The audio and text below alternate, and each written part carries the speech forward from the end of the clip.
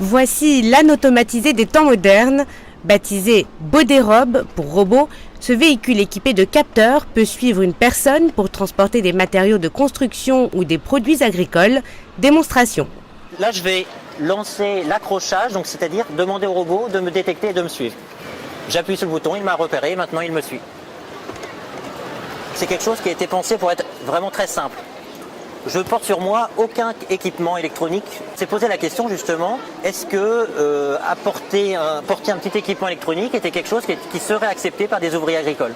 Et c'est toujours plus un inconvénient d'avoir un équipement sur soi qu'il faut donner à son collègue pour lui dire maintenant c'est toi qui vas prendre le véhicule et le suivre. De cette manière, le véhicule peut suivre n'importe quelle personne. On se place devant, on appuie sur le bouton, le véhicule repère les jambes et suit la personne qui était devant. On veut demander à son collègue de prendre la suite. Le collègue vient, appuie sur le bouton et le véhicule va suivre le collègue.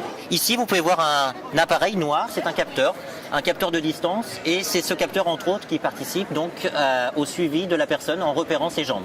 À l'intérieur du véhicule, d'autres capteurs sont utilisés pour mesurer des mouvements d'accélération, des mouvements de vitesse angulaire.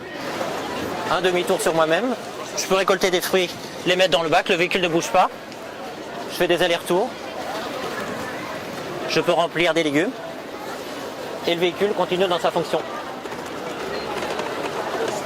Alors le but n'est pas de remplacer l'humain, mais de travailler en collaboration avec les ouvriers agricoles.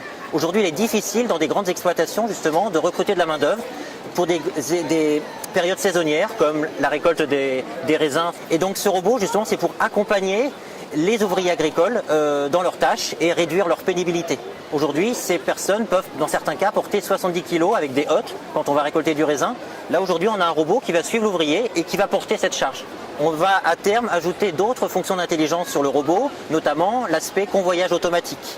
Quand on récolte, il peut être intéressant que le robot, automatiquement, retourne au camion qui est à proximité de la parcelle pour pouvoir se décharger. Et donc cet aspect convoyage automatique est une évolution qui pourrait être apportée à terme.